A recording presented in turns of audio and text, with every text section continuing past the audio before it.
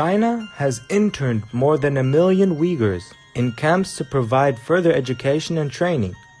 But why do these camps resemble prisons? Why are they even referred to as concentration camps? The so-called Uyghurs, a Muslim minority, live in the province of Xinjiang. Through UN reports and organizations like Human Rights Watch, the camps became known in 2018, but the Chinese government initially denied their existence.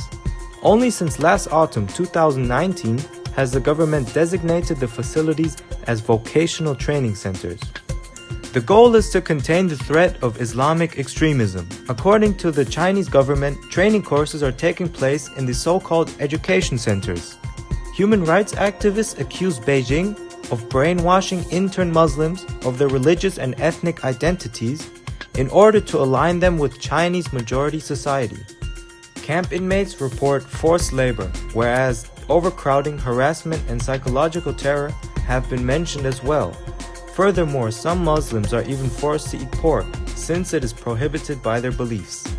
On which grounds are they imprisoned? It is said to be a re-education camp, but there are reports of forced participation.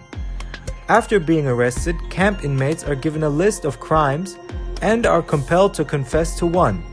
There are things like wearing a headscarf, praying, owning a Quran, or contacting people abroad. You have to stay there until you decide to confess to a crime. A few days after a confession is signed, there are mock trials in which people are sentenced. A lawyer is not provided. A verdict is then passed where the defendants are forced to plead guilty and promise to stop repeating their crime.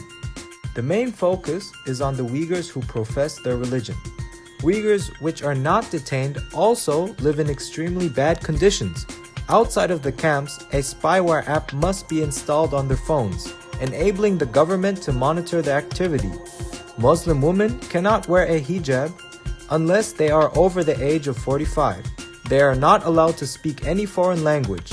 Halal food is not taken into account. Pork and alcohol must be in every household. Facial recognition can register who is passing by a mosque and punish them for doing so. We should start to learn from our history and no longer be mere spectators. The crimes and injustice in China cannot be ignored. If you want to help, consider looking into the petition linked in the description.